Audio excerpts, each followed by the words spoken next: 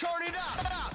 From the YBA Phoenix Fitness 24/7 basketball facility in Rockland, California, it's Coach's Rise time with Coach C. Collins. Get it started. 3, 2, 1. Coach's Rise time. Hey, welcome to Coach's Rise Time. I'm Coach C. Collins, where I talk a little bit of basketball, narrow things down, try to make it specific so I can teach some of you parents and coaches. Obviously, you might know us from, or know me, I shouldn't say us, know me from my main show, Bout That Life podcast with me and Coach MJ. Please feel free to check those episodes out. But if you happen to be coming on to this Coach's Rise Time just for a little tidbit for me, or you want to hear my thoughts and pick my brain a little bit, I appreciate that as well. If you're listening to us, please go ahead, hit that follow button. If you happen to catch the YouTube channel About That Life podcast, it's probably a 70% chance you're not subscribed to it. So if you could subscribe and hit that like button, maybe get the views up, that would be appreciated as well. But I want to wish everybody a happy Friday. It is January 29th, and wow, this month's going by pretty fast, which is a good thing. This week was the year of Kobe Bryant's passing, him and his daughter, Gigi. And, I definitely offer my condolences to the family. I've seen some beautiful ways of I've seen a lot of great ways that not only players and YouTube people and just the people all around the world have paid tribute to Kobe Bryant and the legacy he left. For some of you who might know, I was one of the last people to have conversed with Kobe Bryant, so that's still very surreal to me that, I was one of the people that happened to be there. Not to showcase myself in any way, shape, or form in this tragedy. It's just it hits me pretty hard knowing that was something I was a part of. But again, my brief conversation with him, he seemed like a really cool dude, and I had the most admiration and respect for the man. So just wanted to put that out there. But today's topic, I wanted to talk about the primary break and what is that? How do I utilize it as a coach? How maybe it can help you as a coach? Just maybe even understand the terminology, because you might have some basketball novices here who have no clue what I'm talking about, and that's kind of what this podcast is all about. Is about teaching as well as just having fun and discussing the game of basketball. So the primary break, and that's a term hopefully you'll hear in high school and college basketball for sure, is the placement of players for the initial fast break, for the initial change of possession of the basketball, whether it be from a turnover or from the opposing team scoring. That's the initial positions and spots you would like to be in to create your opportunities for offense. On another note, if you hear the noise in the background, the gym's open back up, so we have some kids in here playing, so that's always great to hear. So, glad we're our state's opened up a little bit more to let our kids play. But going back to the primary break, for me, the primary break is the single most useful tool to allow my teams to score. The game is played fast nowadays. It's fun to watch. It's makes the game extremely competitive, and also it kind of regulates a lot of things. In half-court ball, like, the bigger your team is, obviously, the more bigs you have. If a team just outmatches you physically in size, more than likely you'll lose, because they're just going to, put the ball in the post and take you to work. The primary break kind of evens the playing field, because if the game's played fast, because this is the reality of it, bigs are only big in two spots, and that's one block to one block. Those two spots are the only places bigs are big. In the rest of the 80 feet of the basket, everybody's the same, because you're all just running around in free space. So coaches, keep that in mind. If your team's not necessarily as big, the primary break can help become that equalizer potentially, even to the point where maybe you can run some of those bigger bodies off the court and they have to play small ball with you. The biggest challenge I can find as a coach is trying to teach your teams that are traditionally fast break teams to be half court teams. It's much easier to go from fast to slow than it is to go from slow to fast.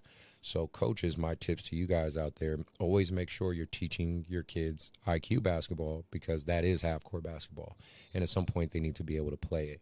The primary break is a great tool to utilize, but some coaches get so swept up in it, and they get these athletic kids that that's all they commit to. And then when they run into a team that forces them to change their strategy, they're usually not prepared for that moment. So my suggestion to you, don't let that happen to you guys if you can.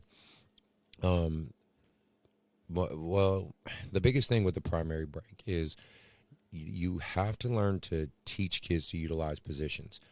For me, I do a 4-out-1-in system. 2 guards up top, 2 corners, and a 4-man, which is essentially my big, in the dunker spot. One that if you really want more utilization of the dunker spot, I definitely would suggest watch the Warriors and watch Wiseman.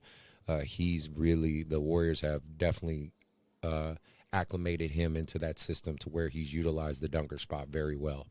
I kind of stole some of my principles from Kentucky, and put some other pieces in there from other teams, but I would say Kentucky is the main baseline of my primary break. When you push the tempo, make sure you have certain personnel. Make sure you have guards who can think on their toes. Make sure you have people who can create off of instinct. You have to really teach your players how to trust their instincts and look for their moments to attack. If they always have to look at you as a coach in order to get verification to do things in a game, you're not a fast break team, because they shouldn't need that. These are the concepts in which you teach and practice, which should help with the free flow of the offense. So if you're maybe struggling with that as a coach, I suggest you do a few drills that institute more freedom, right? Do a 5-shot. I do one that's called 5-shot primary break, where they take 5 shots in under 30 seconds. Now, whether they make or miss isn't the point. The point is to get them in the mind frame of, I'm trying to score fast. I'm trying to get up and down fast. I'm trying to look for my shots. Institute concepts where they have to look at the rim. Make sure, they're always in attack mode, looking downhill. These are kind of things and tools you have to utilize as a coach to really make your primary break effective. But again, you also have to teach them how to rein it in, because if you when you hit the gas pedal all the way to 100, you're going to run into a team that can do the same as you. And that's when there's a lot more turnovers, a lot more chaotic basketball, and you want to be able to rein them in and then play IQ basketball. That's also one thing you're going to have to accept if you're a fast break team, a primary break team. You're going to turn the ball over a lot more than the average team. Most of the time, teams, and including mine, teams that run quick, fast primary break basketball are pressing teams. So you also have to be able to press, but also be able to break your own press, because at some point you're going to get pressed as well. So these are just, some of my quick tidbits on trying to help you guys, utilize the best way to make your primary break as effective as possible. You got to figure out what system works for you, and you got to kind of plug and fill in the pieces.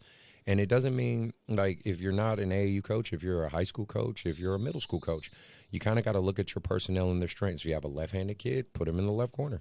If you have a right-handed kid, put him in the right corner. If you have 2 ball handlers, if you have a ball handler and a half, if you have no ball handlers, you just need someone who's capable of dribbling the ball up. And don't pigeonhole it by position, or not position, by size. Size should not dictate the position in the primary break. Skill set and effective scoring should dictate the position in the primary break. I teach my teams positionless basketball, because that's pretty much what basketball has evolved into. I tell them, look where you're most effective to score, go to that position first, and then look for your secondary positions as the offense is moving. My whole thing with the primary break is, let's cut the middleman out. The less plays, the better, because essentially fast breaks just go straight to the objective anyway, which is scoring. So, always keep that in mind as you're trying to move forward.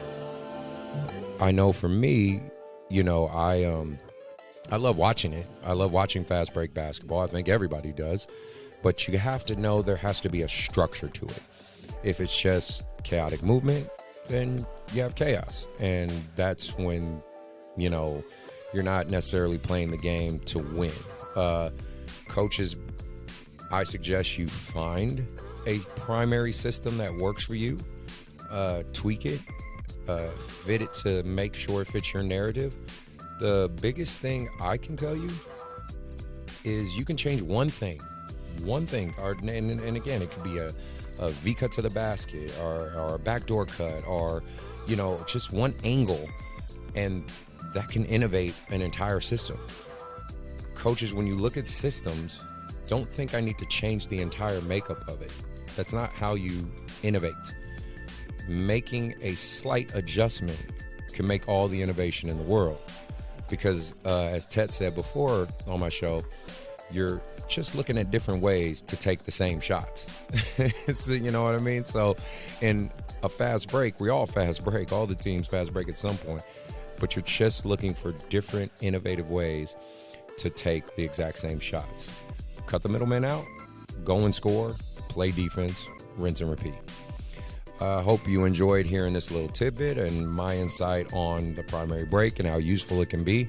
Again, I ask that you hit that follow button. If you don't, no big deal. Just listen, support. There's links in the description to get a hold of me if you want to check out, the About That Life podcast, our IG, to check out my IG.